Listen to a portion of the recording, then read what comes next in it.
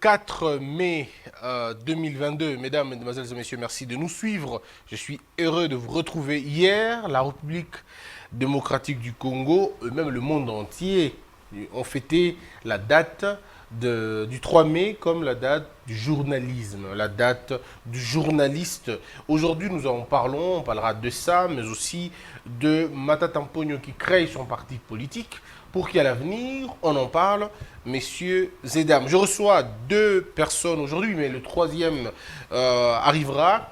Monsieur Mardouché, qui est coordonnateur principal de NGC. Avec lui, on en parlera très bientôt en large d'ailleurs. Et puis Patrick Eyalé, journaliste, génie.cd. Je rappelle que hier, Patrick devait être avec nous, mais un invité n'avait pas voulu de sa présence, tout simplement parce que, bon, Patrick serait journaliste et que lui était un politicien, donc il ne voyait pas le débat. Pourtant, c'est ça le cas des charges, le débat sera là. Je suis assis aujourd'hui parce que je vais assister à ce régal. Quand vous avez Patrick, quand vous avez Mardoché, ben, c'est un régal, je vais le suivre attentivement. Voilà pourquoi je ne vais perdre aucune énergie en étant debout. Je vais moi-même m'asseoir pour suivre toutes les armes, conventionnelles comme non conventionnelles, tout à l'heure. Alors, Mardoché, comment allez-vous? Non, je me porte bien, Christian. Alors, je dois dire déjà que vous êtes très souvent dans le Katanga, dans le grand Katanga, qu'on va dire, en Kolwezi. Vous parlez au nom et pour le compte de Madame Fifi Masuka, c'est Oui, ça? oui. Très bien. Alors, comment se porte d'abord la ville de Kolwezi? Je vais parler du Lualaba. De Lualaba, pardon. La province du Lualaba se porte très bien. Une province qui est en train de se démarquer à travers une gestion orthodoxe et drastique imprimée par Fifi Masuka Saini. Masuka est en train d'impressionner positivement la gestion de la province parce que vous savez, la province sort d'une situation malencontreuse, caractérisée avec des détournements de fonds de l'État. Mais l'objectif du pouvoir public, vous le savez, c'est la royalisation de l'intérêt général. La population a présenté beaucoup de besoins.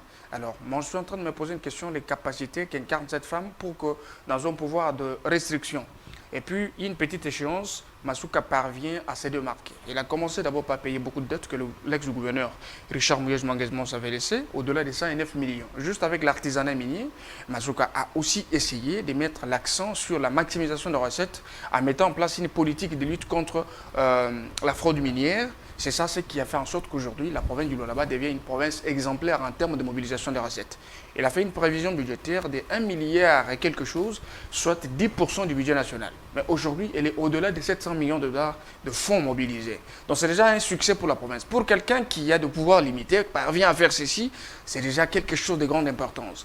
Et si je peux encore plus toucher les infrastructures de base, vous devez réaliser que la province, elle est pilote.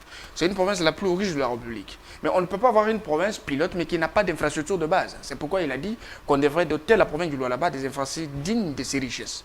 Vous êtes en train de voir, là, avec la société Mosca, on a asphalté plus de 37 avenues avec le fonds propre de la province. Masuka est allé aussi pour accompagner le pouvoir central avec la construction de la RN1, la route nationale numéro 1, depuis Lualaba jusqu'à Luena. C'est déjà aussi quelque chose de grande importance. Donc, le projet 145 territoires prôné par le chef d'État Félix Tshisekedi, là-bas, il y a eu déjà de l'anticipation avec la mise en place de la pandaire solaire. Donc, 3000 poteaux pour le territoire et 2000 pour la ville de Kolwezi. Et c'est déjà concrétisé. Et ce qui reste, c'est l'asphaltage de route. Et là, sur 300 km, Masuka a déjà asphalté 65 km, n'est-ce pas, pour relier les 5 territoires.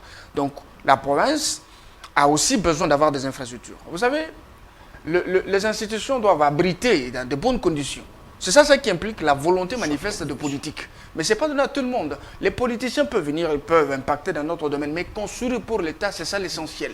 Parce que ça va passer. La personne passe et les institutions restent. Donc, elle est en train d'imprimer la vision du chef de l'État de manière la plus positive. Et si elle est ineffable, on ne peut pas l'exprimer par la parole. Ceux qui ont été au Lualaba, je sais qu'ils sont satisfaits pour la gestion du chef de l'État, Félix Tshisekedi, à travers sa représentante Masuka Saini. Donc, je vais dire, les Lualaba se portent très bien. Très bien. Alors, on a compris que le Lualaba se porte très bien. Je me pose même la question, pourquoi tout le monde va au Lualaba? Tout le monde veut aller au Lualaba et tout le monde... Et puis après, bon, une petite... pas invective, mais justement une petite question. On dit que Madame Masuka serait le féminin de Marcelin Sichambo, qui ne passe pas le temps dans sa province, mais qui passe plus de temps à Kinshasa. Est-ce qu'elle a véritablement le temps de travailler sur place? D'accord, question, je pense que c'est une bonne occasion pour expliquer aux gens ce qui se passe. Vous savez, Masuka exerce un pouvoir de limite, comme je voudrais le dire. Elle co-gère la province ensemble avec les institutions au niveau de Kinshasa. C'est-à-dire, à chaque fois, elle est obligée de venir à Kinshasa présenter un rapport sur la gestion, l'état de la province, l'évolution de projets, et ainsi de suite. Il y a aussi des projets qu'elle ne peut pas financer avec son aval seulement. Il faut qu'il y ait la participation, n'est-ce pas, du chef de l'État ou du Premier ministre. C'est pourquoi chaque fois, il est ici. Mais je voudrais vous dire, ici, ça fait plus de 2 mois et quelque chose. Masuka n'a jamais été à Kinshasa. Elle était récemment ici parce qu'il y a eu la lutte anti-érosive. Alors, le budget qui devrait être alloué à cette lutte dépassait un tout petit peu le budget qui était prévu, n'est-ce pas, dans le programme. Donc, il a fallu qu'il y ait un concours de quelques sociétés minières, ainsi de suite, mais avec l'implication de la première institution de la République. C'est dans ce sens que Masuka est ici. Mais je voudrais reprendre quelque chose. Beaucoup de gens veulent aller au Lualaba. C'est qu'au Lualaba, il y a l'amélioration, je vais parler de l'amélioration des conditions de vie de personnes. Donc, le social de Lualaba est un peu plus consommable que le social des autres provinces. Très bien. Alors, on reviendra à notre jour spécial Fifi Masuka, on en parlera, je vous inviterai. Et les autres Lualabé, certainement. Ben, moi, j'attends mon invitation. Je viendrai si vous m'invitez. Vous êtes le bienvenu. Là-bas. Je serai très heureux d'ailleurs de venir et voir à quoi ça ressemble.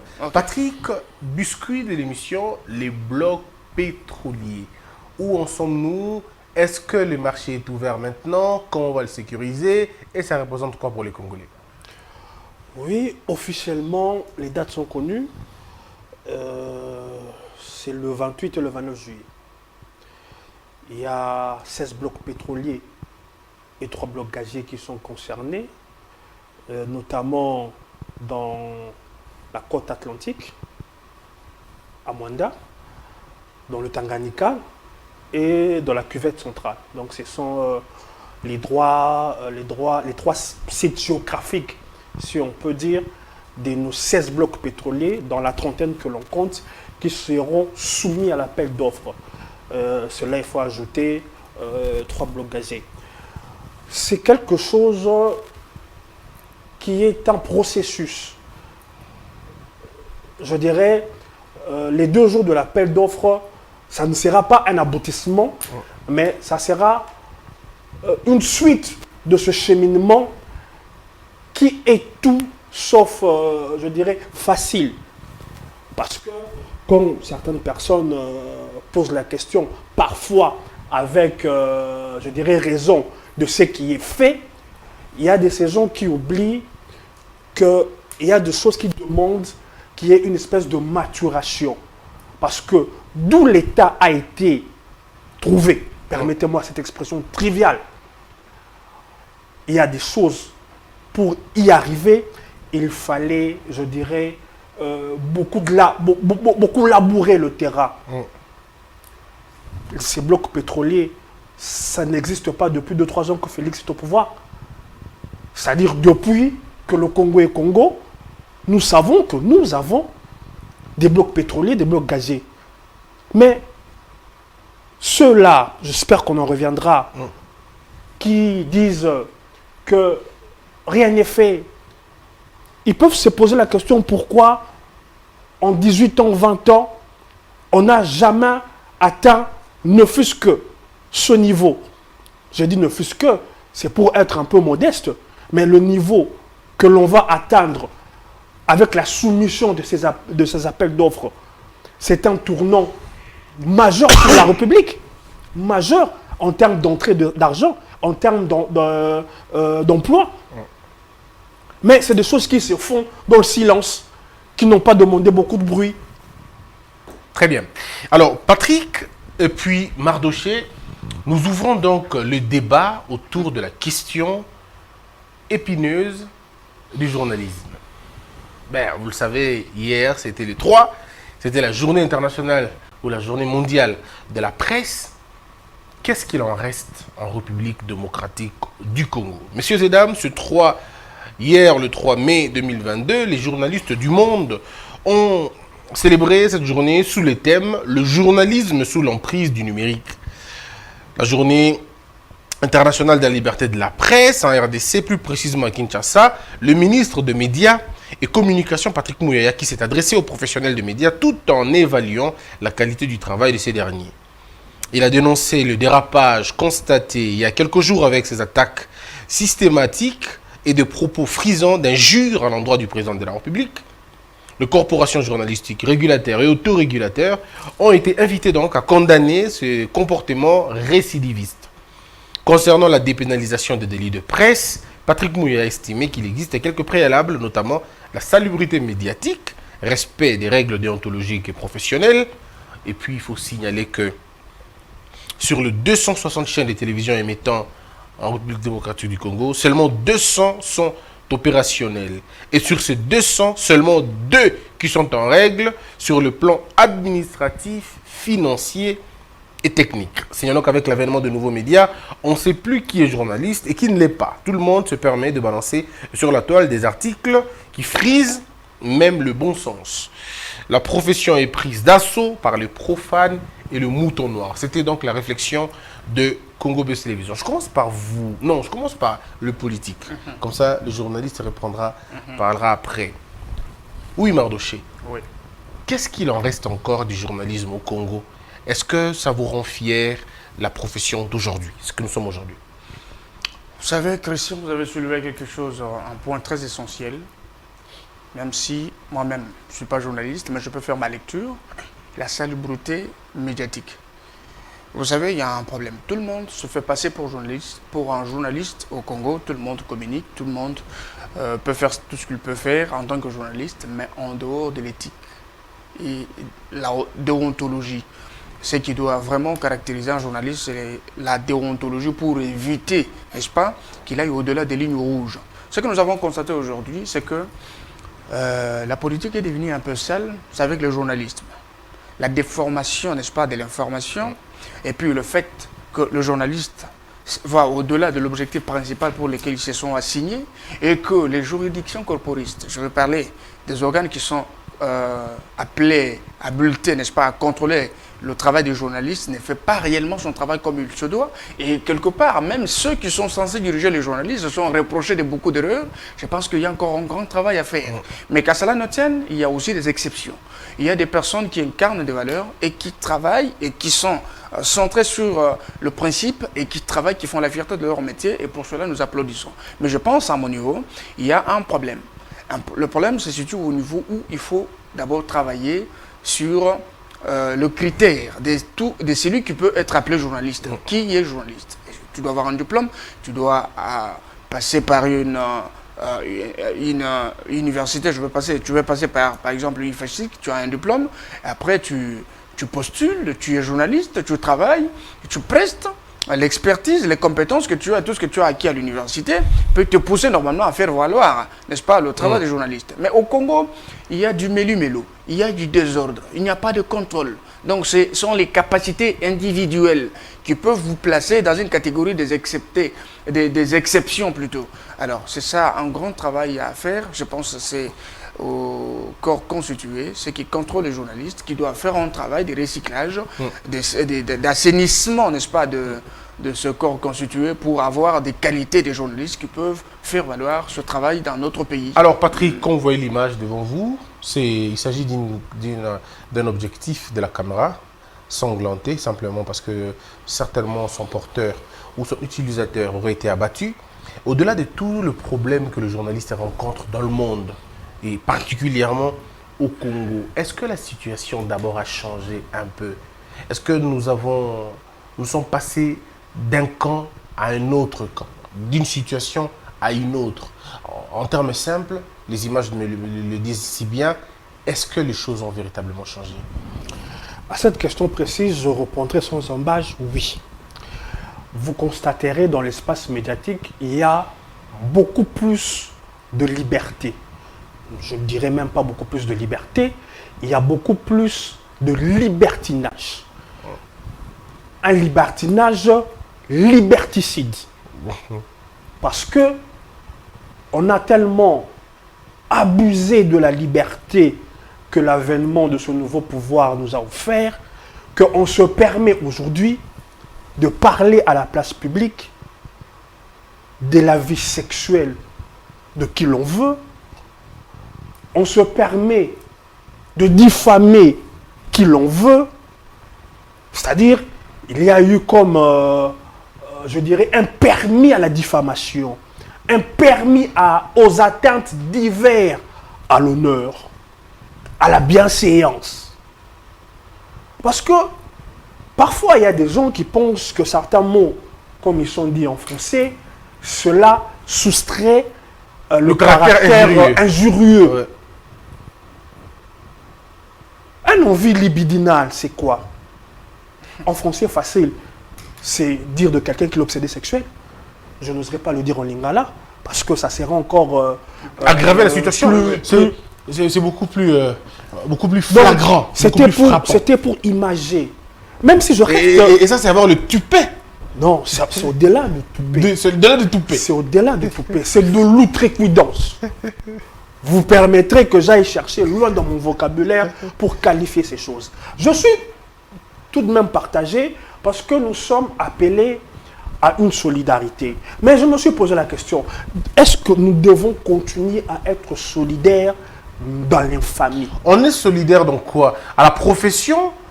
À la bêtise?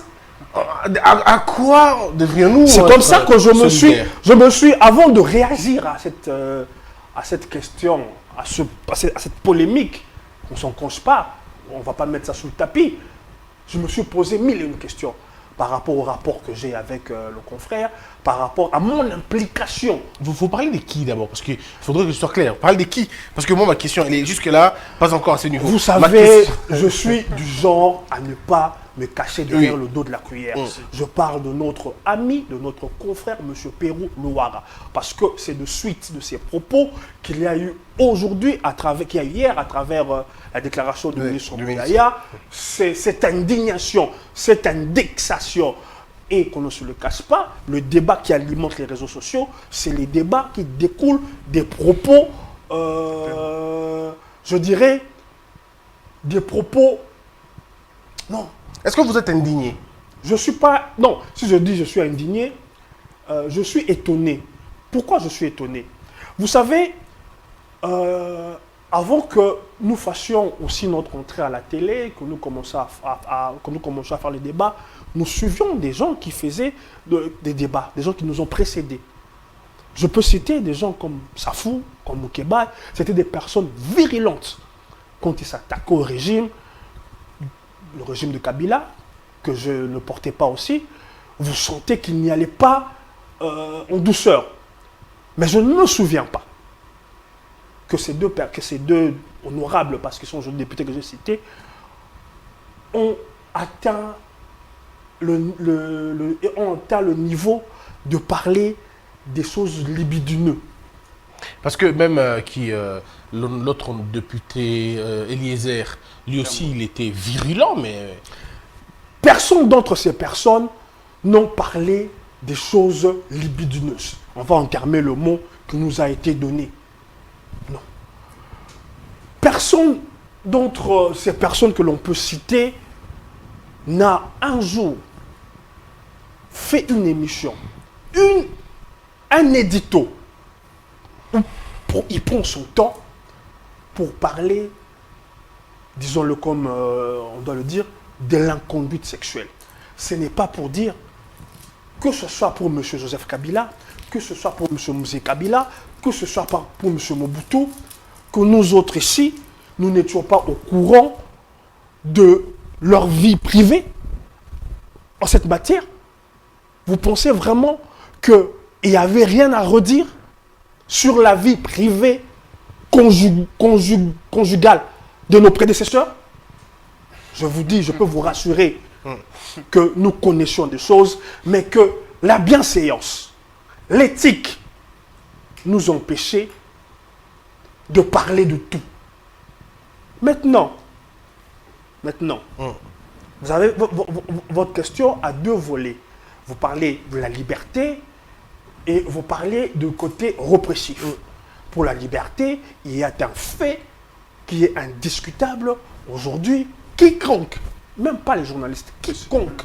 Il y a quelqu'un même qui a traité, avant M. Perrault, un journaliste a traité le président de bandit quel mot il avait encore utilisé? C'est passé crème à la radio.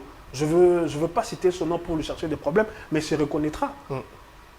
Il a dit ça? Mais il a dit ça. Dans quelle radio? Sur quelle radio? Là où vous aviez travaillé, là où vous avez été chassé. Ok. C'est passé crème. Ce journaliste se reconnaîtra.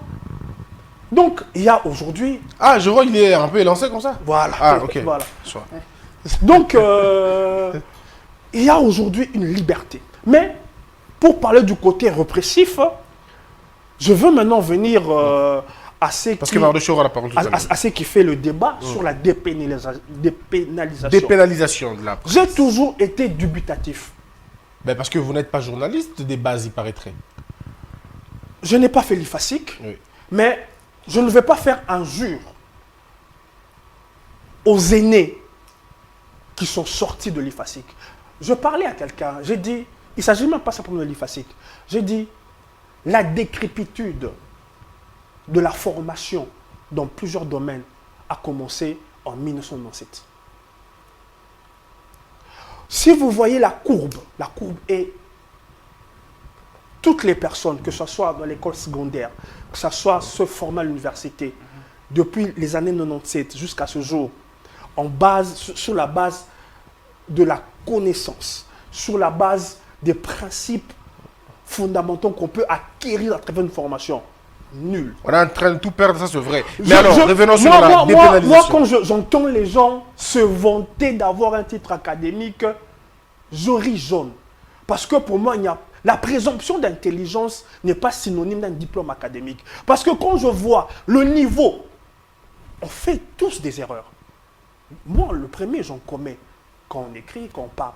Mais à un certain niveau, quand on se prévaut d'avoir des diplômes, il y a parfois ces erreurs qu'on commet de façon répétitive qui nous font douter des présomptions que l'on se targue d'être sorti de telle ou telle université. Je ne parle pas simplement de gens qui ont fait l'IFASIC. Alors, je parle de la formation en général. Mais, pour finir, pour parler du côté répressif... Oui, parce qu'il faut donner la parole, parce que vous avez beaucoup de temps. Et moi, ça me met mal à l'aise parce qu'il fallait qu'on ait beaucoup de journalistes ici, malheureusement. Ils ne sont pas là. Tu vois comment les journalistes ne respectent pas, eux-mêmes ne respectent pas les rendez-vous. Hélas, hélas. Mais vous avez comment dire, ce côté-là de palme, il faut qu'on vous le redonne, en tout cas. Parce que là, vous faites bien. La question qu'il faille se poser, c'est... Je suis d'accord que la place du journaliste, ce n'est pas la prison. Mais quelles sanctions, quelle, je dirais, digue mettre pour nous éviter, pour éviter à la République les dérives? On ne va pas accabler notre frère, mais il n'est pas aujourd'hui le seul, je dirais, la seule personne qui a dérivé ou qui a abusé. Je parle de nous en général. Je nous remets en question, nous, ceux qui avons choisi de faire ce métier. Ce métier est devenu, je dirais, infamant. Je n'ai pas plaisir parfois à me présenter comme journaliste. Parce que être journaliste est aujourd'hui synonyme de maître chanteur. Être journaliste est aujourd'hui synonyme de quelqu'un de mal poli. Être journaliste est aujourd'hui synonyme de quelqu'un de peu recommandable. Non, voyez-vous, je ne suis pas très à l'aise dans ma peau. Je reviendrai à vous avec cette histoire de... Alors, vous à la maison, est-ce que la profession du journalisme, est-ce que ça vous convainc? Citez-nous, c'est un petit sondage que l'on va faire avec vous qui nous suivez à la maison. Citez-nous 5 journalistes qui vous impressionnent le plus. 5. Par leur capacité de vous informer, aussi par leur capacité d'être des hommes assez respectables. 5. Donc, neutralité. Bon, de toute façon, la neutralité, ça, on en parlera plus tard. Permettez-moi 30 secondes. Vous savez pourquoi, généralement, quand on me présente, j'aime qu'on me présente comme éditorialiste ou communicant et que je refuse la qualité de journaliste, pas simplement parce que cette qualité est un peu galvaudée, c'est parce que le journaliste dans son rôle est celui qui après avoir récolté, traité une information, la livre. Mais le journaliste fait office d'arbitre. C'est-à-dire c'est quelqu'un qui doit être au-dessus. C'est quelqu'un C'est-à-dire qu'il ne prend pas de position. qui ne prend pas de Il position. est objectif. Il est objectif. Ouais, moi, je ne suis pas neutre. Il est objectif, oui, Autant mais que neutre, faire non, en se tout cas. peut. Oui. C'est comme ça que, sachant que je porte des opinions, que j'ai des convictions qui ne sont pas nées de 2018, bien avant, pour ceux qui me connaissent, pour ceux qui me suivent, Très bien. je préfère, pour ne pas tromper le public, me présenter comme éditorialiste soutenant ou ayant des acquaintances avec tel camp politique. Parce que quand vous vous présentez comme journaliste, Patrick, je reviens. vers vous. s'il vous plaît, vous cachez que vous êtes communicateur d'un parti politique. Vous vous mettez à faire un édito. Mais vous le faites dans quelle casquette? Très bien. Celui du communicateur qui est payé Je par reviens- un camp politique je reviens ou à celui vous. d'un journaliste indépendant neutre? Je reviens à vous. Alors, Mardoché, vous aurez le même temps de parole de toute façon. Alors, je rappelle encore qu'on avait invité 3 journalistes qui ne sont pas venus. Et il n'y a que Patrick qui est là. Les 2 autres ne sont pas là. Peut-être qu'ils seront là au cours de l'émission, mais ils ne sont pas là. Donc, je suis un peu bloqué sur la question que l'on devrait poser. Mais avec vous, Patrick, Mardoché, aujourd'hui, la profession du journaliste au Congo, est-ce que ça vous montre, c'est une question principalement, est-ce qu'il y a quelqu'un qui est là déjà? C'est qui déjà? Ouais, il faut que les gens sachent qu'il est venu en retard, il est véritablement en retard. Alors, est-ce que vous pensez que le journaliste fait son boulot comme il faut le faire au Congo, ou vous pensez que le journaliste, il sort un peu de son cadre professionnel, un peu comme dit Patrick, pour montrer son côté militant, même à la limite, véritablement militant de la rue? Merci Christian, mais je reviens sur ce que mon frère vient de dire. Oui. C'est très important. Vous savez, moi, dans mon introduction, lorsque vous avez évoqué la question du journalisme, je vous ai dit que beaucoup vont au-delà de ce qui est interdit. Ils vont au-delà de l'éthique, de l'idéologie ou de l'objectif. Par exemple, ils brandissent plus le côté du militantisme, comme ce que mon frère Pero Louara venait de dire. Bon, avant de répondre dans le profondeur, je voudrais d'abord parler aussi de Pero Mais Louara. qu'est-ce que vous avez avec lui? Qu'est-ce que vous avez... Non, non, c'est très important parce que vous savez, les gens dépassent de bord. Bélédou, t'es venu en retard, Bélédou. On le signale, t'es venu en retard. Mais prends place quand même. Prends place, cher Bélédou. Bien habillé. Hein? T'as besoin d'eau? Tu prends le mien, si t'as confiance. En tout cas. mis quelque chose. Alors, Ok. j'étais en train de dire, quelques journalistes, vous avez demandé aux téléspectateurs de vous écrire, 5 ou 4 journalistes, Oui. les meilleurs au Congo.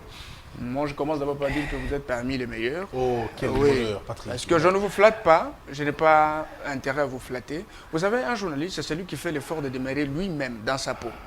De ne pas se laisser corrompre par quelques billets verts en coulisses, ainsi de suite, et brandir une position. Il est capable d'exposer sa personnalité, son avenir, l'avenir de son métier pour quelques billets, comme ce que Perrault vient de faire tout de suite. C'est quelqu'un que j'appréciais beaucoup, Perrault, que j'apprécie, mais lorsque j'ai suivi sa vidéo du début jusqu'à la fin, je me suis rendu compte que de tout ce temps, Perrault, c'est un grand menteur. C'est un grand menteur, excusez-moi le terme. Pourquoi? Parce que il se faisait passer pour quelqu'un qui a combattu le régime Kabila à l'époque, mais moi je me rappelle, j'ai connu Perrault à Digital. Digital, qui est la chaîne à la sœur jumelle de Joseph Kabila, l'ex-président de la République. À un moment, ils sont partis, je ne sais pas comment ils se sont séparés, ça ne m'intéresse pas.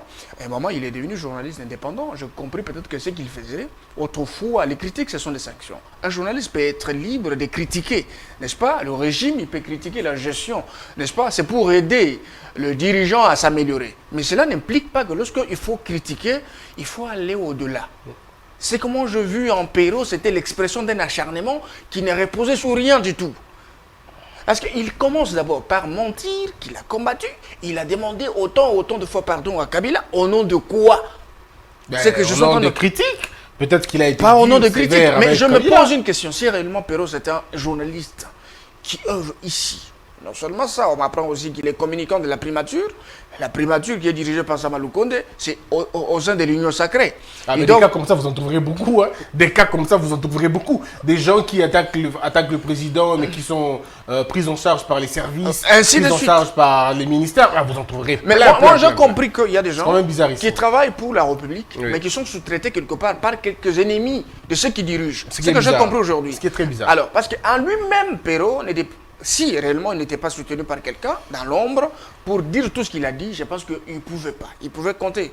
Il pouvait penser à ses enfants, à son avenir, l'avenir de sa femme, de ses enfants, ainsi de suite. Mais lorsque tu prends le risque d'insulter, parce qu'il a proféré des insultes au chef de l'État, je n'ai pas vu quelqu'un, même moi, j'ai combattu Kabila à l'époque, moi je n'ai jamais soutenu Kabila. Alors, moi j'ai combattu Kabila, plusieurs fois nous avons été inquiétés, mais nulle part, aucune fois, je me suis déjà mis à insulter Kabila ou tenir des propos discourtois à la personne de Kabila ou toucher la vie privée de Kabila. Je ne l'ai jamais fait et je ne peux pas le faire. Parce qu'un jour, je vais voir ce que je suis en train de faire. Quelqu'un d'autre voudrait faire comme un Sélé. Il ferait tout pour copier un Sélé dans sa façon de faire. Je pense que je peux bien impacter mon parcours positivement pour ne pas être sali. Alors, ce que Perrault a fait, plus loin, il va toucher la vie intime de Félix Tshisekedi, notre président de la République. Même s'il n'est pas d'accord avec la gestion de Tshisekedi, il devrait l'exprimer en tant qu'intellectuel. Il pouvait exprimer, il fallait attaquer le président de la République dans sa gestion, pas dans sa vie privée, parce que ça n'intéresse personne. Et si nous allons même dans la vie privée de Perrault, c'est une vie qui est sale. S'il va aller dans ce sens-là. Excusez-moi, je ne suis pas allé dans le détail, je retire ça. Non. Alors, on va aller doucement sur la question. Non, Parce qu'il ne faut pas qu'on fasse la même chose. Non, je Sinon, ne c'est veux pas compliqué. faire la même chose. Allez-y. S'il vous plaît, excusez-moi. Je suis en train de dire ceci. Perrault a attaqué la vie intime du chef de l'État que lui ne maîtrise pas. Oui. C'est ce que je dis. Si quelqu'un d'autre aussi l'attaquait dans sa vie privée à lui, qui peut trouver encore des choses plus pures que ce que lui a prononcé sur le chef de l'État, vous comprenez que ce sont des erreurs qu'il faut éviter. En même temps, ce que Perrault a fait, je ne suis pas de nature à insulter, excusez-moi, ce que Perrault a fait, réellement, ça incommode le corps des journalistes. Vous voyez, même si tous les journalistes ne sont pas comportés comme tels, mais je sais qu'on va regarder, les journalistes sont partis au-delà pour insulter. Très bien, Mardoché. Alors, c'est pourquoi je voudrais mettre l'accent sur les particularités qu'on trouve dans les journalistes qui s'efforcent, n'est-ce pas, à sortir de cette nature, de se comporter en tant que tel. C'est pourquoi je dis ici, sans vous flatter, que vous êtes parmi les journalistes que moi j'apprécie moi personnellement. Beaucoup, Mardoché. Et je pense que ce que nous devons faire, c'est faire l'effort, même nous, politiques, sortir de cette nature. Et quand vous êtes journaliste, vous vous comportez en tant que lamokiste, en tant que tshisekédiste, là vous devenez Atala. En tant qu'asséiste, oui. en tant que... Vous devenez... Non, toi je t'aime beaucoup, C'est pourquoi ça. je te provoque. Vous devenez Atalakou, vous vous comportez pas en tant que journaliste. Merci si beaucoup, vous trouvez que Mardoché. vous voulez faire la politique, abandonnez directement le métier de journalisme, n'est-ce pas? Alors, allez-y, adhérez à un parti politique. Très venez- bien. Mardoché, je venez reviens combattre à et vous. ainsi de suite. Mesdames et messieurs, je reçois Beledou. Beledou, c'est notre tonton mignon de la presse. Mais aujourd'hui, il est venu en retard. Mais je comprends certainement quand on a beaucoup d'affaires. Mais tu rayonnes de plus en plus. Mais il faut te calmer un peu. Oui, je suis quand même marié. Tu deviens de plus en plus... voilà. Je suis marié. Mais que Et dira- qu'est-ce qu'on- les Matembele, Mais les qu'est-ce qu'on va Ndunda. dire de et- Patrick qui a une expérience beaucoup plus que nous dans ce domaine-là. Mais tu vois, il garde la En pêche. tout cas, je commence par présenter des Très excuses à vous et à la production, mais aussi aux téléspectateurs. Moi, je te pardonne déjà parce que je t'aime beaucoup. Donc je Oui, te mais pardonne. justement, C'est compris. j'ai expliqué à ton assistant. J'étais bloqué à Mais t'as vu un le nouveau rendez-vous. message que je te fais? Je Un n'ai message, malheureusement je pas te vu. dis, Ça, c'est un 52. Mais je m'aimerais quand même aussi plaider, parce que vous m'avez posé ces problèmes-là. À chaque fois que j'essaye de te joindre, je tombe sur le Non, il ne répondeur. faut pas mentir. Ça, Moi, ça mon- date, le- ça tu vas date voir le de message que je plusieurs t'ai- mois aujourd'hui. Non, le message que je t'ai fait, faudrait- se situe entre Limité 1er rue et 17e. C'est entre Voilà, entre les et je points. suis très content d'être là et Très je bien. salue également Patrick et mon frère. Alors, la presse organise... En fait, hier, c'était la journée internationale de la presse. Ici, Patrick nous a, on va dire, nous a donné 2-3 mots, comme dans ses habitudes. Mais la question, c'est de savoir qu'est-ce qu'un journaliste ne devrait jamais dire. Merci Parce que beaucoup. vous avez la possibilité, vous avez fait les journalistes. Exactement, Alors, c'est Ali très Fassi. bien parce que ni Patrick ni moi, nous, Ali on n'a pas Fassi, fait- Ali on Fassi. n'a pas fait ça. Vous avez fait l'IFACI. Je vais rappeler d'ailleurs. Qu'est-ce qu'un journaliste ne doit pas dire et ne doit jamais dire? De prime abord, j'aimerais, pour une fois, je suis d'accord, parce que sur le débat qui concerne le journalisme, On a souvent eu des positions un peu différentes avec Patrick Eyalé sur plusieurs plateaux, à la RTNC, etc. Mais pour une fois, au regard de la situation qui devient de plus en plus venimeuse, je pense que je vais donner raison à Patrick lorsqu'il s'insurge contre la dépénalisation des délits de presse. Ah, moi non plus. Et Je- tous je- ceux qui ont je fait n'ai les jamais- disciplines ne sont pas justement, d'accord avec la dépénalisation. Je C'est bizarre, hein. n'ai jamais été d'accord avec lui, mais aujourd'hui, avec la crasse que nous voyons aujourd'hui au niveau de la profession, je suis tout à fait d'accord qu'il ne faudrait pas dépénaliser les délits de presse maintenant. Parce que ça sera une façon d'instituer justement Ça sera la prime à la la délinquance. diffamation. Parce qu'en réalité, que réclamons-nous aujourd'hui en tant que journalistes? On ne réclame plus le droit à la liberté d'expression. Ce qui se passe à Kinshasa, les gens réclament la liberté de diffamer. La liberté de proférer des imputations dommageables. J'ai vu Christian Bossembe, des individus, entre guillemets journalistes, passer dans les médias, saper la personnalité des gens. Et il se camoufle derrière la casquette du journalisme, la casquette de la liberté d'expression. Non, il ne s'agit pas ici de museler la presse. Il s'agit ici d'une liberté de diffamer. J'aimerais ici rappeler la responsabilité sociale du journaliste. Et ça, tous ceux qui nous suivent, ceux qui sont journalistes, ceux qui ont fait des bonnes écoles, parce que, pas nécessairement ceux qui ont fait le journalisme, mais parce qu'il faudrait aussi dire, les meilleurs journalistes à travers le monde sont les autodidactes. Ouais, ceux qui n'ont pas fait le journalisme. Je prends l'exemple de Dimanza Wembi, par Oui. exemple. Il a fait le beau temps de la presse. Ben oui, c'est une référence. Il y a Julien Lepers, il y a Poujada, Il il y a plein d'autres. hein, Les exemples qui n'ont sont pas été légion. qui n'ont pas été mais à l'école. mais à la- en dépit du fait qu'ils ont leur formation de base, il faudrait apprendre l'abécédaire du journalisme. Voici la responsabilité sociale du journalisme que nous avons appris. On dit les journalistes ont le droit de dire sans nuire. Dire sans nuire. Montrer sans choquer. Ok. Montrer sans choquer. Ça, c'est ce qu'on vous apprend à l'école. Dénoncer sans condamner. Les journalistes ne condamnent pas. Voilà, incompétent, criminel. Ah, ça, un journaliste ne peut pas le dire. Non, il a le droit de dénoncer. Kebabo, qui m'a dit là. Il a le droit de dénoncer D'accord. et non de condamner. C'est ça la responsabilité des journalistes. Les journalistes ont le droit de témoigner sans agresser. Waouh. Je me rappelle, je me répète, pour l'attention de ceux qui nous suivent. Parce qu'aujourd'hui, il y a des gens qui se réclament journalistes dans les médias, qui rasent les plateaux de télévision, mais vous prenez un stylo, vous lui dites, monsieur, rédigez-moi un filet. Dans sa tête, le filet, c'est au avoir random. Il ne sait pas que le filet, Oui. c'est un style journalistique. Il ne sait pas rédiger. Il ne sait pas les composants d'un filet. Moi, je fais la presse écrite, gloire à Dieu. Moi, j'ai étudié, j'ai été à l'école de Georges Ouawa. Je sais ce que c'est que le filet. Je sais ce que c'est qu'une brève. Je sais ce que c'est qu'un compte rendu. Le journalisme n'est pas celui qui vient dire et nuire. C'est lui qui vient montrer et choquer. C'est lui qui vient dénoncer et condamner à la fois. Et c'est lui qui vient témoigner et agresser. Non, c'est pas ça le journalisme. Alors, revenons à ce que vous avez Ben, j'ai posé. enregistré ce que vous avez dit tout à l'heure. je vous hein. dis. Mais c'est très bien, c'est très important. C'est très important. Pour ceux qui nous suivent à la maison, on dit Le journaliste a dit sans Sans nuire, nuire. montre sans choquer, Ok. dénonce sans condamner, témoigne sans agresser. donc si vous faites le contraire, Si vous faites Vous le n'êtes pas contraire, vous journaliste. faites du militantisme. très bien. Carrément. Carrément. Et donc, les spectacles nauséabonds qu'on nous a livrés le week-end, il y a quelques jours, par un confrère, je me réserve de mettre sur la place publique mes critiques quand il s'agit d'un confrère.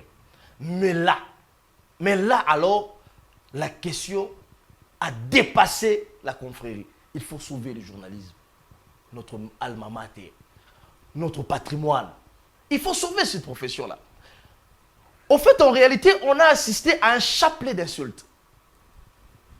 Certains diront oui. Dans le fond, il y a certaines choses qui pouvaient passer. Mais in globo, lorsque vous parlez avec légèreté du président de la République en tant qu'institution, vous parlez des libidos exagérés sur la place publique, c'est une institution, vous crachez, et ça, ce n'est pas du journalisme. Alors, à vous tous, j'ai entendu un journaliste, par exemple, je cite 3 ministres qui ont fait les frais de journalistes, vous allez me dire si c'est ça le journalisme. J'ai entendu les gens insulter Boudimbo, Excellence Boudimbo, jusque dans son intimité. J'ai entendu quelqu'un insulter Mike Mukebai dans son infirmité. J'ai entendu quelqu'un insulter Acelo dans ses capacités, même d'être père des familles. J'ai entendu quelqu'un insulter le ministre de l'EPST dans son honneur et dans son intimité, traitant qu'il est voleur, qu'il est déjà tricheur, qu'il est corrupteur. Est-ce que ça, c'est du journalisme? Mais ça, ce n'est pas du journalisme. Tout Mais ce ils que disent nous que avons- c'est la liberté tout- d'expression. Non, Vous tout qui ce- avez étudié ça, à partir de quel moment vous C'est la apprenez liberté ces de choses? diffamer.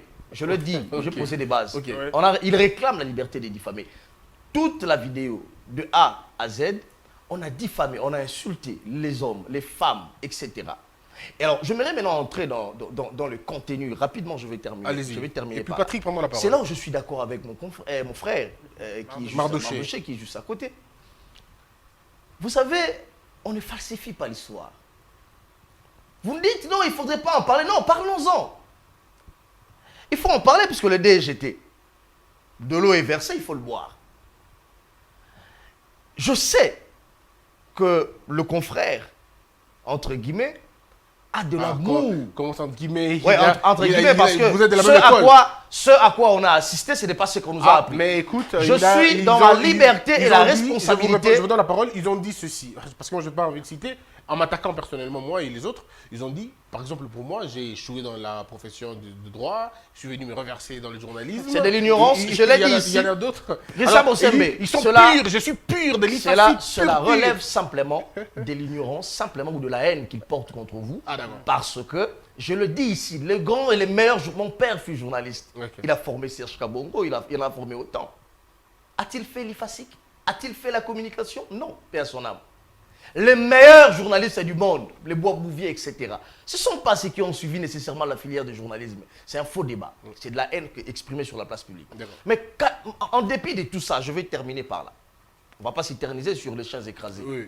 Mais en dépit de tout ça, on sait dans ce pays, on a vécu dans ce pays.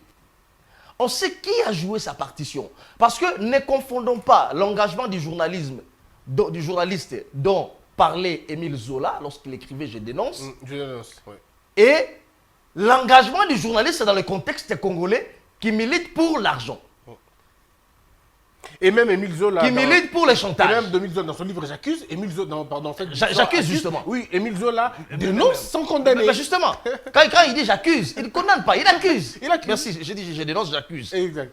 J'accuse. Et cet engagement-là, il assiste dans un procès où un lieutenant au cadre de l'armée Dreyfus. a été Oui. injustement condamné. Condamné, oui. Il dit, mais qui peut porter sa charge? Il écrit au roi. Il dénonce sans condamner.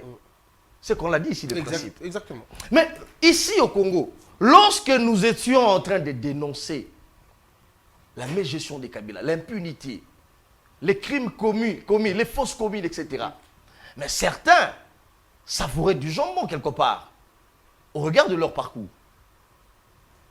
Mais lorsque ces gens-là reviennent aux affaires aujourd'hui, mais ceci explique cela.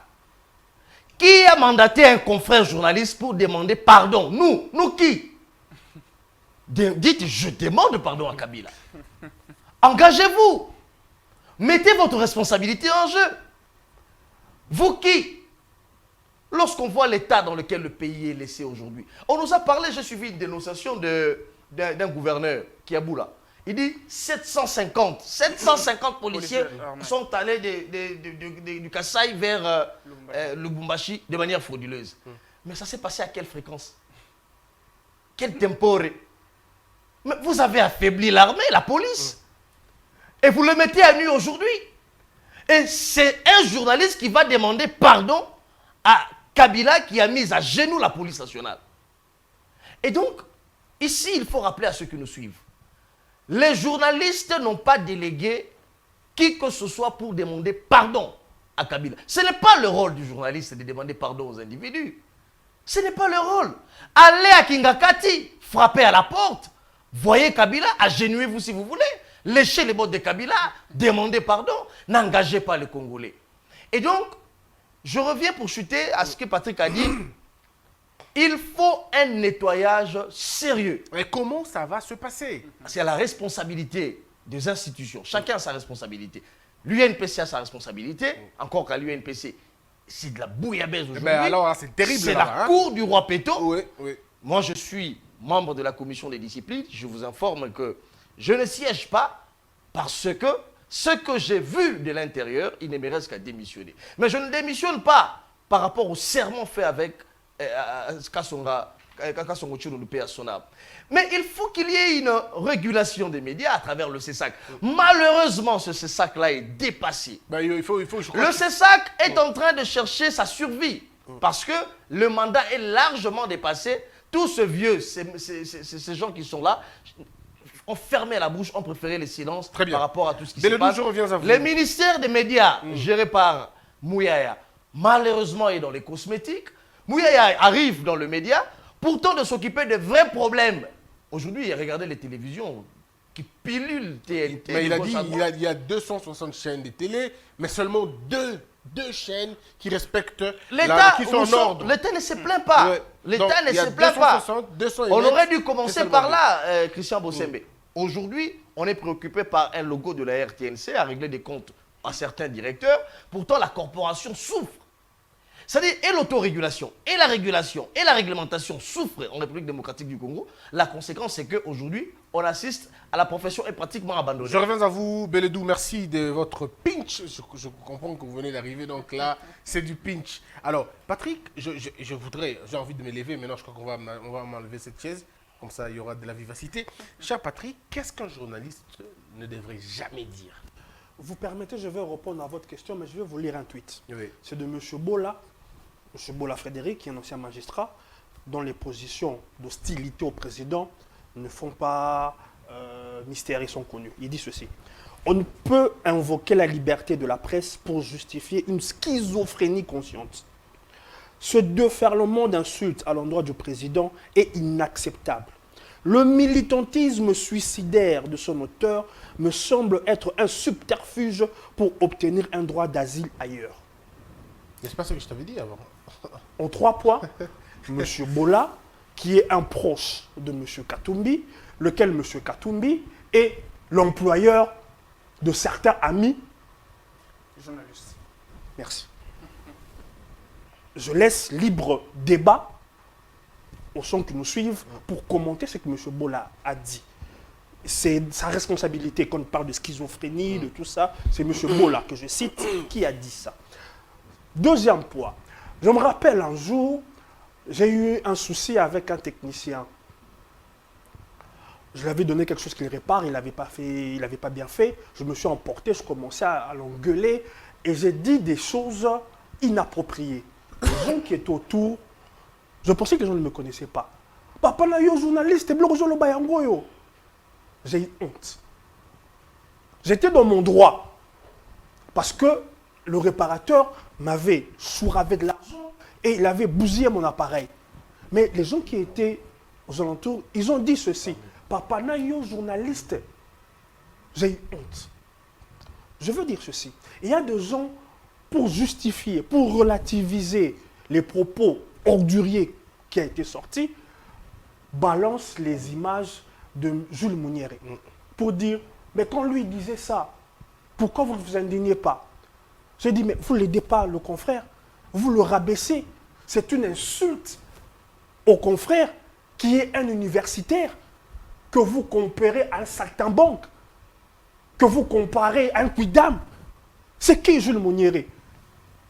Ben, c'est un membre d'un parti politique, on va quand même lui devoir du C'est un respect. membre d'un parti politique qui est un tartampion. Ah, ça veut dire quoi, tartampion? C'est-à-dire quelqu'un de rien. Non, mais ça veut dire quoi, tartampion d'où, Jésus? Ça veut Non, dire quoi, il faut tartampion? lui C'est-à-dire quelqu'un de rien. D'accord. Je- Mais vous ne le dites pas avec mépris, vous le dites juste parce que... non, je ne le dis pas avec... Non, je le dis pas avec mes Très bien. Je vous répète, les gens qui étaient autour de moi m'ont dit ceci. Nayo journaliste, c'est pour dire que... qu'à certains moments... Ça veut dire qu'il y a des choses que tu ne peux pas dire.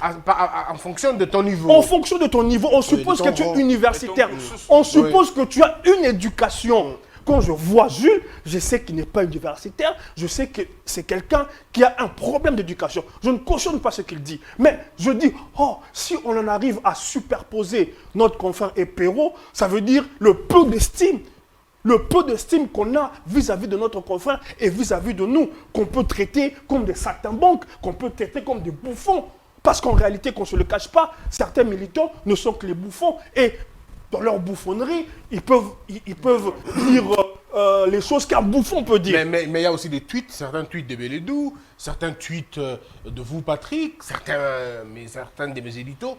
On n'est toujours pas très galant vis-à-vis de ceux qui ont gouverné dans le passé. Vous avez vu, par exemple, Beledou l'a dit tout à l'heure, que M. Kabila a mis à genoux le pays. Est-ce que ça aussi, c'est pour un journaliste ou ça, c'est un commentaire libre? Ah, ça, j'en sais rien. Non, la frontière entre la dénonciation et la condamnation, comme le disait si bien Beledou, elle est mince. Elle est mince et il faut savoir la respecter avec subtilité. Est-ce que ce n'est pas là que l'éthique intervient, que l'éducation familiale intervient? Vous m'enlevez certains arguments que je m'apprêtais à enchaîner. Ah, d'accord. C'est aussi, comme vous le dites, une question d'éducation. C'est une question d'éducation. Je vous ai dit tantôt que ce n'est pas que nous n'avons rien entendu, que nous étions au courant de rien sur la vie conjugale des uns et des autres. Dans la même vidéo, à la fin, notre confrère dit, parlons d'un ministre, je veux faire une émission sur toi. Quelqu'un a plusieurs femmes, je veux faire une émission sur toi. Oh là, oh là. Je ne parle même pas du journaliste, je parle du citoyen. Je parle de l'universitaire. Ça, c'est deuxième niveau de réflexion. Troisième niveau de réflexion. J'espère que vous permettrez qu'on pénètre les infirmités, les mensonges contenus dans cette déclaration politique habillée dans la casquette du journaliste. Alors, ça, je reviens à vous tout à l'heure, mais qu'on pose la question à Mardoché, puis je reviendrai à vous et à Beledou pour qu'on entre pour qu'on essaie de parler, d'établir les liens de l'engagement d'un journaliste et d'un politique. Oui. Ça allait m'échapper. Vous parlez d'engagement. Oui, mais ça, on en parlera tout à l'heure. Non, ça va m'échapper, s'il vous plaît. Pardonnez-moi, donnez-moi 30 secondes. Quand on est engagé dans une cause, oui, quand prétendument on veut nous faire, on veut nous faire croire, parce que quand tu prends le temps, quand tu vois la forme, tu te dis, si tu connais pas les dessous des cartes, tu te dis, on a affaire à quelqu'un, un patriote qui, mort dans l'âme, n'a pas eu le choix que de se mettre en danger. Quand on est engagé, on ne mange pas tous les râteliers. Vous ne pouvez pas dire être engagé contre un système alors que... Vous profitez de ce système-là. Merci. Alors, Mardoché, aujourd'hui, encore une fois, le journalisme, on en parle parce que vous êtes politicien, disons vous êtes politique, on en parlera avec vous sur la question. Est-ce que être journaliste suppose avoir la liberté de dire ce que l'on veut? Parce que Beledou va nous le dire, j'ai entendu des journalistes dire « Yosa lança l'émission ». Et ça, on entend. On appelle par exemple Madame Fifi, on dit « Si tu n'as pas ça, moi je le dirai », ainsi de suite. Il y a même des plateaux qu'on organise uniquement pour cibler des gens ou pour faire ces choses-là. Est-ce que vous pensez que c'est avec cette mentalité-là que les choses peuvent changer? Bon, j'avais soulevé un problème de latéraloquisme. Je vais appeler ça comme ça. C'est-à-dire qu'au-delà d'être journaliste, c'est-à-dire on a besoin de vivre. Donc, vouloir vivre, c'est mettre ses compétences au service du mal. Quand tu sais bien parler, tu as une chaîne YouTube qui est beaucoup suivie. Merci. Tu utilises tout ça pour nuire à quelqu'un. Et tout ça, tu les menaces psychologiquement, moralement, pour que la personne te donne ce que tu as besoin. C'est ça le système ici. Ça c'est du chantage. Bien sûr, Le donc chantage. du chantage. Quelqu'un fait du chantage à la longueur de la journée, il fait un mode de vie. Et il fait vivre sa famille, il a besoin d'évoluer dans ça. Ah bien, et maintenant, assez l'eau, non, et non seulement ça, il peut vous écrire en privé. Il vous écrit en privé, vous dit, voilà, vous voyez ces histoires, j'en ai. La même chose avec ce que les autres font sur les réseaux sociaux. Il y a des corporations, des filles, il va monter quelque chose sur toi, il vous écrit, il vous envoie. J'ai tes trucs ici, tu n'as pas d'habit. Et tu ne m'envoies pas l'argent, je vais les balancer sur les réseaux sociaux. C'est presque la même chose avec ce que soi-disant journalistes font. La nuit, il vous dit, non, monsieur le ministre, j'ai quelque chose sur toi, voilà, on m'a appris que tu as une femme, voilà ce que tu as fait avec cette femme. Ce qui n'a rien à voir avec ce ministre, ni la gestion de la chose publique. Parce qu'il faut faire la différence entre la vie privée du ministre en tant qu'individu et sa vie en tant que ministre, parce que là, il est au service de l'État. Vous lui devez du respect en tant que ministre, parce qu'il est au service du pays et il a besoin d'honneur. Parce que quand vous allez salir un ministre, vous allez salir un président public, vous n'avez pas édifié votre pays. Vous êtes en train de vendre une mauvaise image du pays en dehors de nos frontières. Alors, un journaliste n'est pas permis à tout dire. Parce qu'un journaliste, non seulement il est soumis, n'est-ce pas, au régime, au principe, mais il est aussi congolais. Au Congo, nous sommes dans un état de droit. Un état dans lequel le principe de la primauté du droit sont d'application. Donc personne gouvernant comme gouverné ne peut se mettre au-dessus de la loi, celle-ci qui est respectueuse des droits de tous. Tu commets une erreur, on doit te sanctionner. Alors, donc vous n'êtes pas d'accord aussi avec la dépénalisation? Je ne suis pas d'accord. Vous pensez que le véritable bouclier des journalistes devrait être en principe sa déontologie et son éducation? Parce qu'après... Bon, je commence d'abord avec l'éducation de base. C'est d'abord un élément très essentiel. Vous savez, au-delà d'être journaliste, lorsque vous êtes bien éduqué, même le réflexe que tu as, même l'attitude, même si tu es lésé au fond de ton cœur, tu as une attitude qui ne peut pas léser aussi, même celui qui t'a fait mal. Vous savez, on nous a appris dans la vie, il y a ce qu'on appelle les CVC, les compétences de la vie courante, parmi lesquelles il y a le lavoir. C'est difficile qu'aujourd'hui, des jeunes comme nous, peu importe ce que nous pouvons assumer comme de fonctions, utiliser le lavoir devant quelqu'un qui est naturellement laid, mais qui est mal habillé, mais tu sais le dire avec sourire que mon frère, tu es beau, tu es bien habillé. Mais la personne, depuis qu'il est né, peut-être que personne ne l'a jamais dit qu'il est beau, qu'il est bien habillé. Donc ce sont des qualités que aujourd'hui, on n'a pas du tout dans la société. Donc c'est pour vous dire qu'un journaliste, d'abord le travail, que ce ne soit pas un journaliste, même tout le monde, il faut d'abord compter sur son éducation de base, c'est ça même le fondement. Deux, et l'éducation de base va te donner la possibilité de te soumettre devant le principe, respecter la déontologie et l'éthique. C'est ça même la fierté, n'est-ce pas? Alors Beledou, parce que aujourd'hui, je prends dans ce côté, permettez-moi de vous prendre de ce côté académique, parce que vous avez fait l'IFASIC, donc permettez de vous poser des questions. À partir de quel moment on est dans la déformation de l'information, dans la manipulation de l'information? À partir de quel moment la responsabilité pénale du journaliste est engagée? Mais aussi, dites-nous, à partir de quel moment on est dans un fake? Selon ce qu'on vous a appris à l'école. Oui, mais le problème, c'est qu'il faut d'abord contextualiser. Oui. Nous sommes dans un contexte où, c'est vrai, même en Europe, on vous dira qu'il y a des journalistes de la gauche, de la droite. De la droite. La question de l'engagement, ça vient après, mais d'abord... Non, c'est important, c'est important. Okay. Parce qu'en fait, en réalité, même dans la subjectivité du journaliste, il faudrait rester objectif. Voyez-vous? C'est-à-dire, vous avez vos convictions, mais lorsque vous devez traiter, je peux beau ne pas aimer Christian Bossembe, mais lorsque je dois traiter l'information, quitte au lecteur de conclure que Christian Bossembe a mal fait. Mais je présente les faits. Il se réveille le matin, il voit un petit au coin, il gifle les petits. Les petits pleurent, il prend les petits, il les ligote, il les met dans la voiture, il part avec les petits. On ne sait à quelle destination. Mais il y a eu indication d'un monsieur à côté là, il a eu indication. Et c'est au lecteur de conclure d'avoir une idée sur ce qu'est Christian Bossembe. Mais le journaliste ne dit pas un kidnappé, Christian Bossembe, un bon kidnappé, il a kidnappé. Après, comme vous voyez. Et donc, je suis subjectif. Je ne cherche que les failles de Bossembe pour le mettre à nu. À chacun de tirer, d'avoir une opinion sur vous. Mais lorsque le journaliste, dans sa subjectivité, il déforme, c'est là où je viens, l'information, c'est là où ça devient très dangereux. Bossembe a pris cet enfant, il l'a amené chez lui, il a tapé là-bas, alors que ce n'était pas vrai. C'était pas vrai. Ah, donc, là maintenant, vous déformez, vous déformez l'information. Mais dans le contexte congolais, Christian, c'est un secret de polichinelle. Aujourd'hui, les journalistes sont sous-traités par les politiques, malheureusement. Beledou, quand Beledou prend parole, on dit Beledou, tu es séqueliste. Quand Christian Bossembe, quand c'est Yves Bouya, fayouliste. Quand c'est Edmond, camériste. C'est bien, chacun peut avoir ses convictions. Mais j'aimerais, même dans ma subjectivité, que je reste objectif. Rester objectif. Ne pas déformer l'information. Ça, il faut le dire. C'est un premier pas. Alors, l'engagement maintenant. On parle de l'engagement. Est-ce que l'engagement peut-il altérer le raisonnement d'un journaliste. Non, mais écoutez, moi je pense qu'à un moment donné, les gens exploitent très mal cet engagement-là. En fait, l'engagement du journaliste ici, au Congo, c'est le chantage. Les journalistes, pour la plupart, sont devenus des maîtres chanteurs. Pour la plupart. Prenez le camp d'Ediye Boudimou, par exemple.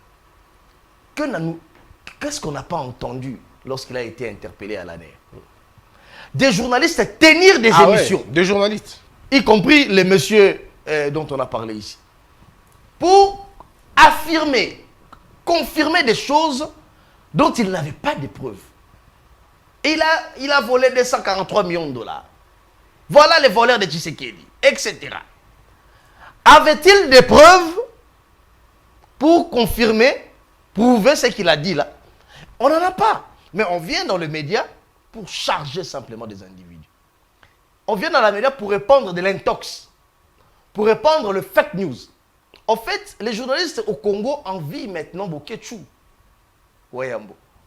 Ah, il va t'insulter. Hein. Non, ça c'est vrai. Boketchou insulte. Laisse mon oncle tranquille. Boketchou n'analyse pas.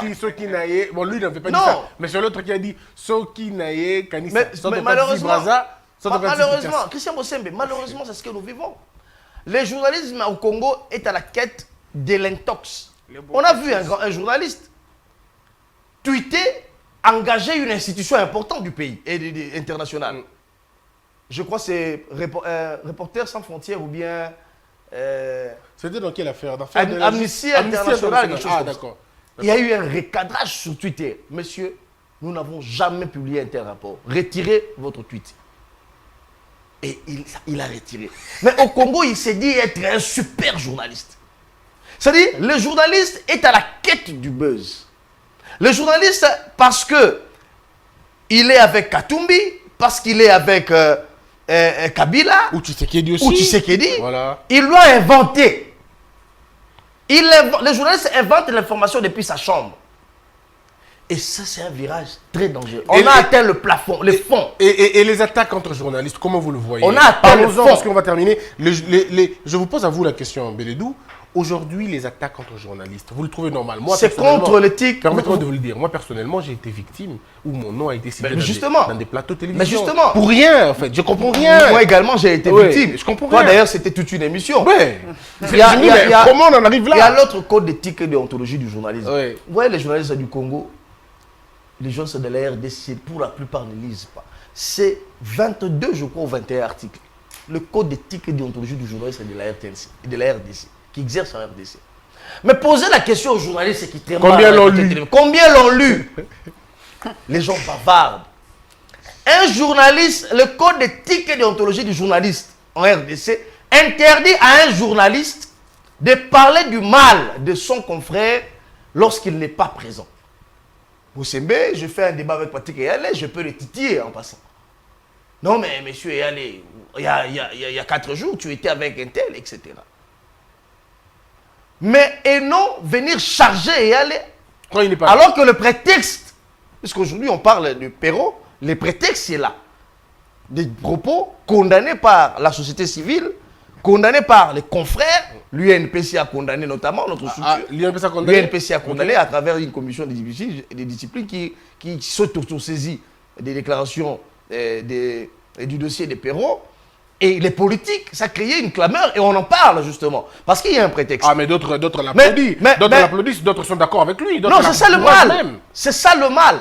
C'est-à-dire, hier, on insulte ta mère en bas de la ceinture parce que la voisine n'aime pas ta mère, applaudit et tout le monde trouve ça normal. On est dans une société où les gens censés faire appliquer les valeurs sont là pour renverser la courbe, la pente justement. Les journalistes, c'est maintenant quelqu'un qui fait la propagande des anti-valeurs.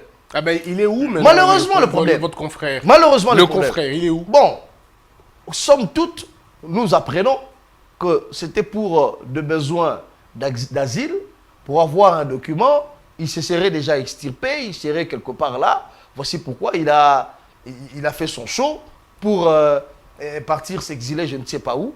Mais vous avez pas besoin d'inventer des choses. Dire par exemple que Tshisekedi a dilapidé de manière, et a pris de manière irréfléchie la décision De l'état de siège. Tshisekedi est irréfléchi. Vous insultez un président de la République irréfléchi. Vous dites, par exemple, il a les libidos, je ne sais pas, incontrôlés. Vous dites à la place publique que Tshisekedi est immoral. C'est du journalisme, ça.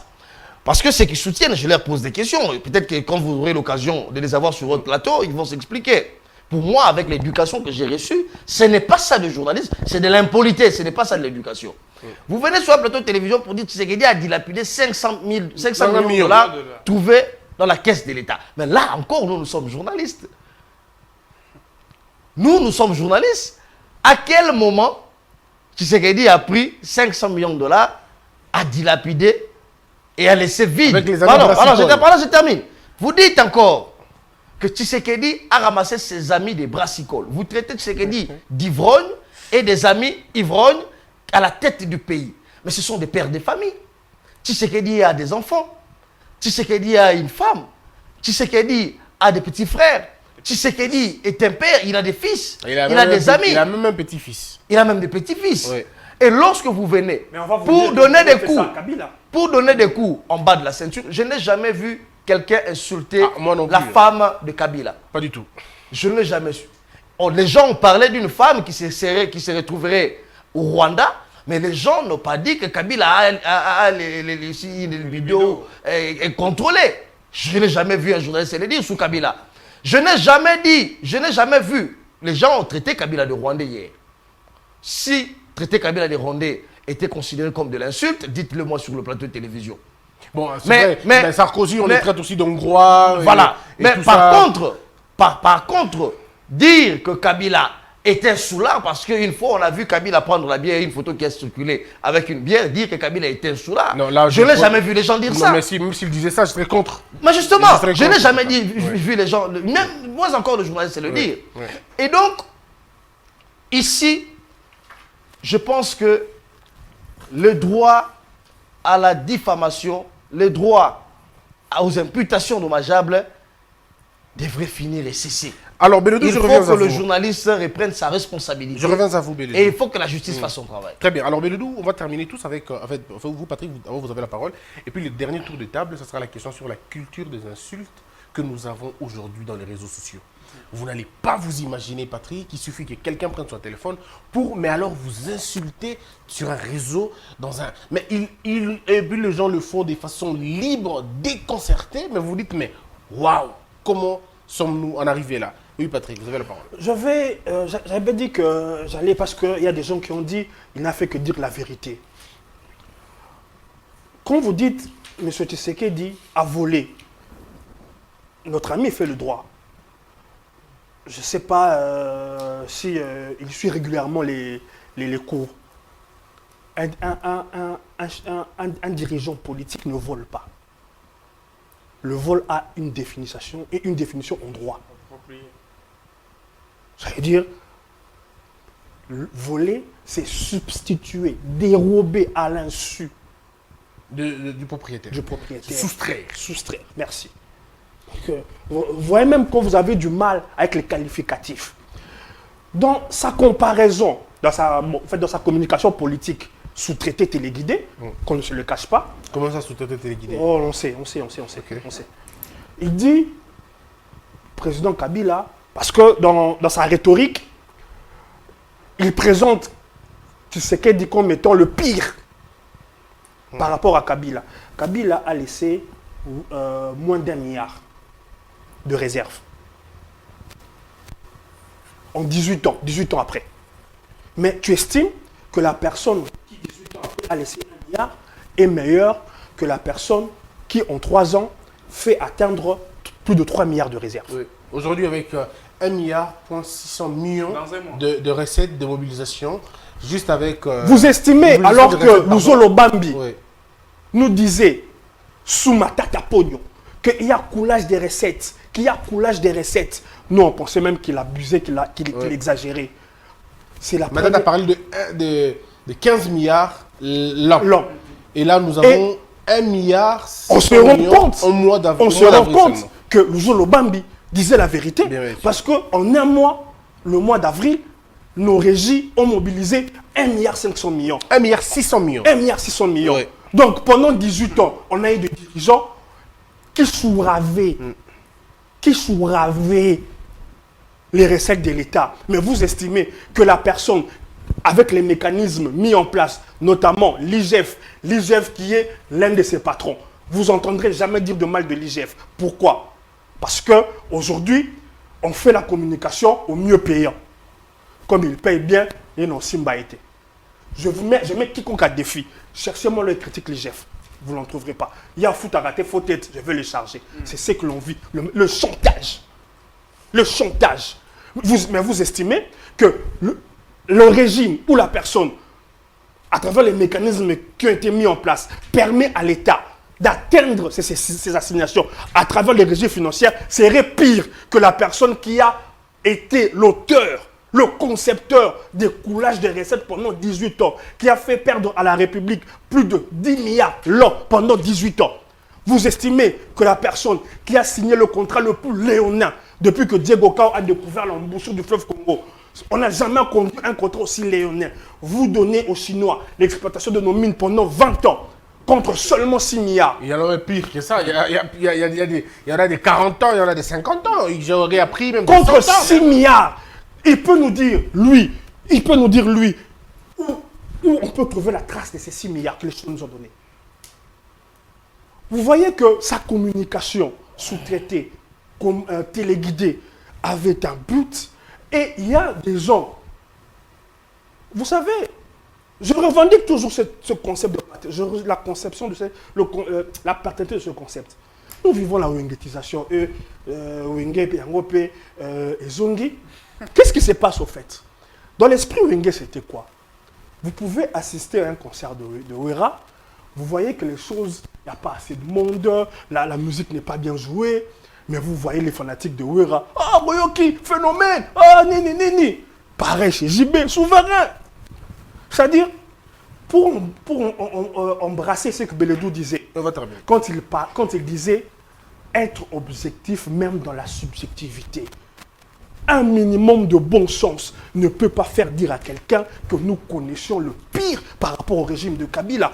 Minimum de bon sens. Mais on vous parle de prix, que c'est le truc qui est coûté hier 200, aujourd'hui voilà. On vous a même dit, même ça aussi, voilà. Beledou. Non, j'ai la réponse. Même ça aussi devient non, cher. Vraiment. J'ai la réponse. Immoralité. J'ai la réponse. C'est comme ça que M. Mouyaya parle de nettoyer la profession. Parce que le journaliste est le mieux sachant.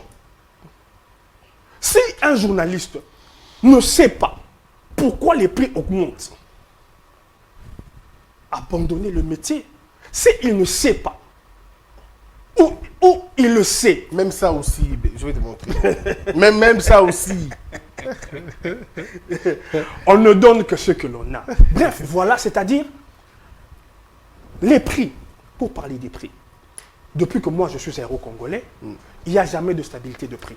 C'est là expliqué par l'économie exogène que nous avons. Nous importons tout, ou presque. Et quand il y a inflation au niveau externe, nous en subissons les coûts.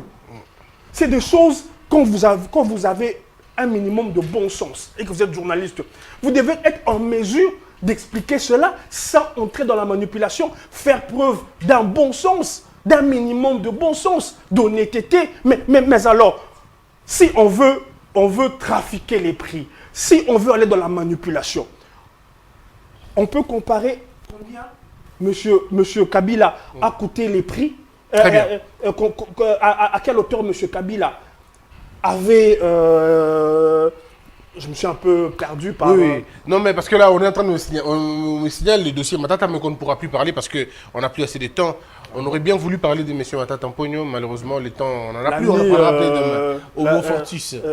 Il m'a un peu dérangé. Ouais. Je disais, les prix que M. Kabila Merci, Homo.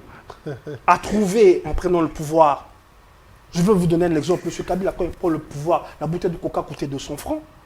Quand il part du pouvoir, la bouteille de coca coûtait plus de 1000 francs. Non, c'était pas 100 francs à l'époque. Je crois qu'on mettait une bouteille là-bas. C'était 50 francs, ouais.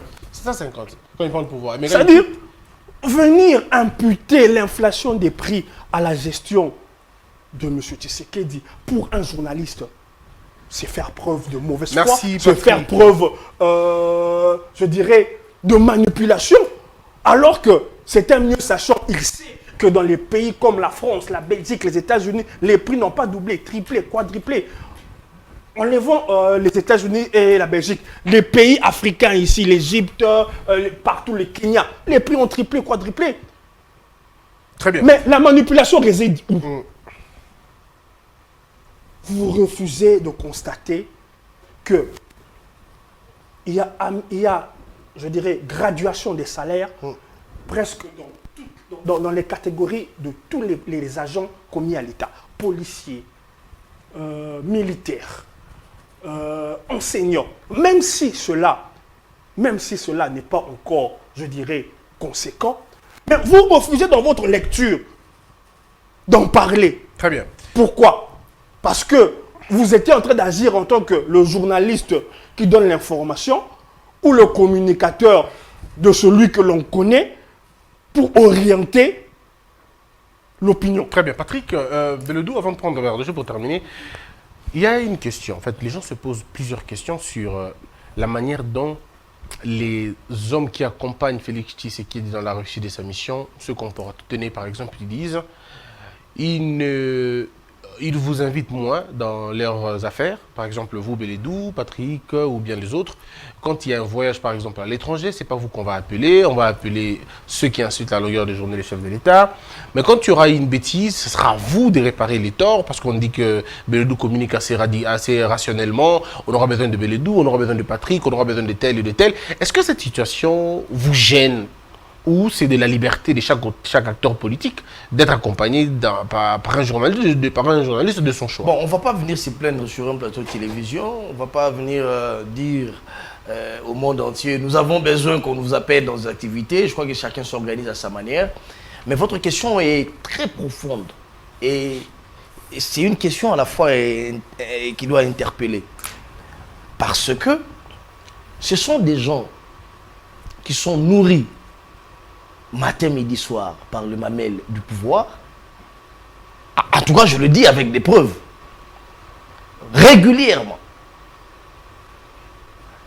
Et le pouvoir arme ces individus pour que demain, ils aient un paix de santé financière et se retournent contre eux. Malheureusement, c'est ça. C'est ça la réalité des choses. Et après, lorsqu'on se retourne vers eux, et puis les gens vont se plaindre, mais on va vous brandir le fait que nul ne peut se prévaloir de sa propre turpitude. Lorsque vous savez que celui-là est un mercenaire, ce n'est pas un journaliste, c'est un mercenaire. Parce que le mercenariat se porte bien, visiblement. Parce que les mercenariats, c'est aller au-delà des critiques, aller dans les bas de la ceinture. On a vu ici comment est-ce que certains responsables des entreprises, certains ministres, certains qui disent qu'ils accompagnent les travaux du président de la République. Matin, midi, soir, les personnes qui le sous-traitent, les personnes qui donnent de l'argent, entre guillemets, qui se cachent sous la casquette du journaliste, mais ce sont les mêmes personnes qui torpillent l'action de Tshisekedi. Christian Bossembe, vous savez, nous vivons avec la population. Moi, je me dis toujours, je suis sous le bois. Je suis encore sous les bois. Je vis avec la population. Mais lorsque vous voyez vos émissions, par exemple, lorsque vous voyez des émissions Canal Presse, Bossolo, etc., ce sont des émissions aujourd'hui consommées dans l'opinion. Consommées à flot. Club 50 de Jean-Marie Kassam. Mais ceux qui y passent matin, midi, soir, ce sont des journalistes. Pour la plupart, il y a des blocs qui se sont créés désormais. Oui. Ça, c'est un secret de polichinelle. Il y a un bloc nourri par Bama Olive Lembe. Visiblement, on le voit par des photos à Kingakati, etc. Ça, c'est un secret de polichinelle. Et ils rasent les médias. Certains qui venaient même d'être recrutés, qui amènent même les capotes sur le plateau de télévision. Voyez-vous? Et donc, des gens comme ça, ils amènent un discours malheureusement teinté de fausseté mais qui passe dans l'opinion. Patrick a essayé de nous faire un exercice magistral ici. Non, c'est le corollaire de la guerre dans l'est du pays et en Ukraine. Voilà pourquoi les prix ont triplé en France. Mais allez expliquer ça à la maman qui vend la tomate à Kitoko. Elle ne comprend pas ça. Et vous regardera un monsieur à la télé en train de gesticuler. Il dit, c'est qui? C'est Patrick Gaël. Il dit quoi? Oh non, il dit Ukraine, Russie, tomate, triplé. Il ne comprend rien. Mais quand vous venez par exemple à l'émission vous faites à Linga, là, vous dites, n'a préservatif. Vous voyez, le public congolais, surtout Kinshasa qui est hostile à Tshisekedi, comprend ça. Mais il y a des gens, ces mêmes individus, qui tirent sur Tshisekedi le jour, la nuit, ils sont appelés, ils sont nourris par les proches collaborateurs de Tshisekedi. Ne dites plus ça. Non, non, non, c'est-à-dire, ils leur donnent des munitions. Ouais. Monsieur, crée ton média. Monsieur, prends l'argent, crée ton média. Si tu veux, et regardez, suivez mon regard. Lorsqu'il crée le média, c'est matin, midi, soir, la fachiphobie. Ouais. On tue, on déstabilise Fachi. Mais qui sont ces gens qui leur nourrissent? Des très proches de Tshisekedi. Mais c'est inadmissible, par exemple, je donne un exemple. C'est inadmissible. Vous passez votre temps, matin, midi, soir, à la télévision, tirer sur Kabila, et sur Tshisekedi. Pardon, s'il vous plaît. Moi, j'en ai payé les prix. S'il vous plaît, s'il vous plaît. Tirer sur Tshisekedi. Tirer régulièrement sur Tshisekedi, sur les gestes, les faits et gestes. Inventer même des choses, faire des incantations sur tout ce qui se passe au niveau de la présidence, au nom de Tshisekedi. Mais vous louez matin, midi, soir les prouesses de Gilles Alinguetti.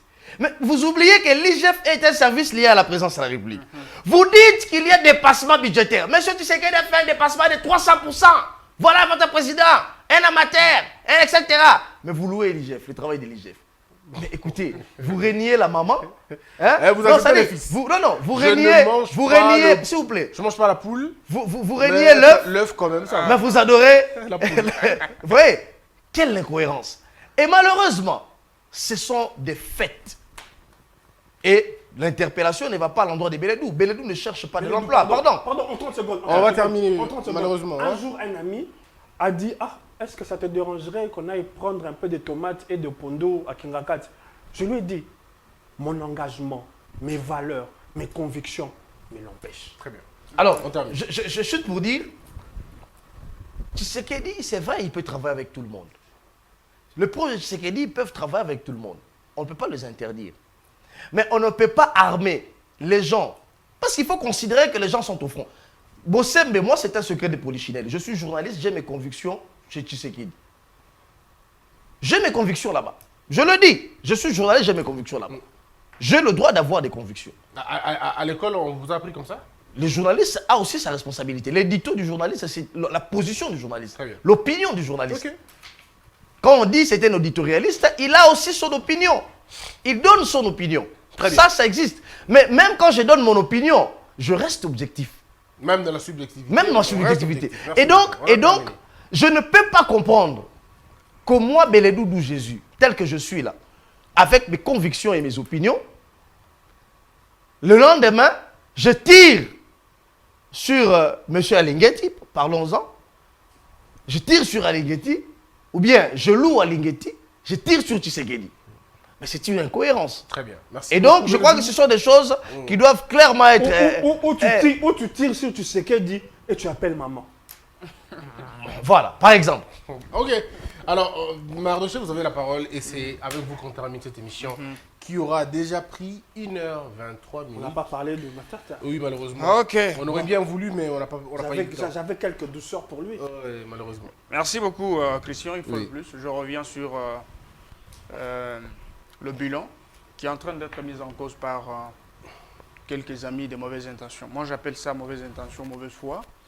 Pourquoi? Parce que pendant 18 ans, nous avions l'IGF attaché toujours à la présidence, mais IGF qui n'existait pas. Donc, si vous voyez les 3 ans de Félix Tshisekedi, comparablement aux 18 ans de Joseph Kabila, il n'y a pas photo, c'est le jour et la nuit. Donc, l'IGF se distingue avec Félix Tshisekedi parce qu'il n'y a jamais eu de mauvaises troupes. Hein. Il y a toujours de mauvais chefs. Mais lorsque le chef est bon, c'est-à-dire qu'il y a quelques quelques partis, quelques institutions qui se tiennent debout. Vous avez vu, à l'époque de Joseph Kabila, on avait institutionnalisé les détournements de fonds de l'État. On avait même interdit les GIF de ne pas enquêter même dans les régions financières. C'était connu de tous. Vous étiez au Forum Moulin pour ces dossiers, nous avons connu dans Le le dossier, le décret Mozuto. Bien sûr. Oui. Alors, vous avez vu, il y a eu... les régies financières se distinguent ici avec Philippe Tshisekedi, parce que tout tourne autour de la maximisation de recettes. Ça, les labissons de là. Au Pesabisobo et tout, c'est l'argent. Lorsque la caisse de l'État n'a pas d'argent, aucun projet ne peut aller de l'avant. Donc, nous ne pouvons pas manifester notre mauvaise volonté lorsque les actions sont indéfiables. C'est que Philippe Tshisekedi fait son lit par tout le monde et ceci inspire confiance et soutien. Donc, brièvement, je voudrais dire ceci. Nous pouvons aussi faire l'effort, comme mon frère venait de dire, trop de théories, beaucoup de français. Autrefois, ça complique. Les gens peuvent comprendre réellement ce que le chef de l'État fait. Donc, Merci beaucoup. il faut aussi faire les efforts de permettre à la population de comprendre le fond, le travail que le chef de l'État est en train d'abattre dans le langue qu'ils comprennent sérieusement. Alors, c'était un grand honneur de présenter cette émission avec mes confrères. J'étais assis parce que je l'avais dit, j'avais besoin de les écouter tous. Beledou est venu en retard. J'aurais bien voulu qu'il soit là pour qu'on prenne beaucoup plus de temps. Et je crois qu'on va revenir sur la même question, peut-être prochainement, pour en parler sur des questions d'actualité. Merci Beledou. Merci beaucoup, Christian Bossembe. D'accord. Et prends l'appel quand j'appelle. Non, il n'y a pas de problème.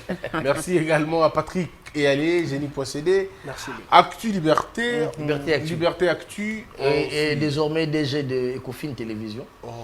Ecofin Télévision, c'est une télévision qui émet déjà sur TNT. Oh, mais tu aurais pu me le dire, cher justement. DG. Et donc, il y aura un lancement du contenu et de son programme le 30 juin. Oh. Ecofin Télévision, c'est une... Vous voyez, je dis toujours avec la TNT, la télévision devient un contenu, un programme. Alors, quoi offrir aujourd'hui? On a assisté, c'est vrai, vous faites un travail très remarquable, Merci. mais on a beaucoup plus assisté à des télévisions qui font de la routine. Pratiquement, lorsque vous regardez la télévision, les Blancs l'ont compris depuis des années. Voici pourquoi ils ont thématisé les télévisions. Il existe des télévisions uniquement pour la jeunesse, pour les sports, ça etc. sera uniquement Moi, ça l'économie. sera uniquement dans le secteur de l'économie et finances, les business et les services. Et pourquoi ce secteur-là? Parce que c'est un secteur qui n'est pas exploré en RDC. C'est d'ailleurs le poumon même de la vie du pays. Parce que les vrais débats, je suivais une télévision sénégalaise lors de la campagne électorale, le débat de journalistes était essentiellement orienté vers l'économie, sur les projets des candidats, parce que les chiffres généralement ne mentent pas. Lorsque vous dites que l'agriculture congolaise, nous avons autant des terres arabes, mais on n'arrive pas à maximiser financièrement ces terres-là, mais justement c'est là où interviennent les questions économiques. Il faut faire expliquer aux Congolais que la richesse que nous avons, les potentialités que nous avons la capacité de les transformer en un gain pour l'économie du pays. Il y a des secteurs aéronautiques, etc. Il y a les finances, il y a les PME, etc. Et donc, on a pris pour créneau l'économie et finances. Vous serez bien évidemment invité Comment ne pas manquer à directeur cela? général. Comment ne pas Et manquer Patrick à et les beaux-frères pour les jours de l'inauguration. Merci beaucoup, messieurs et dames. Ça n'est fini. On se retrouve très prochainement. Que la peur quitte nos esprits et que Dieu bénisse la RDC.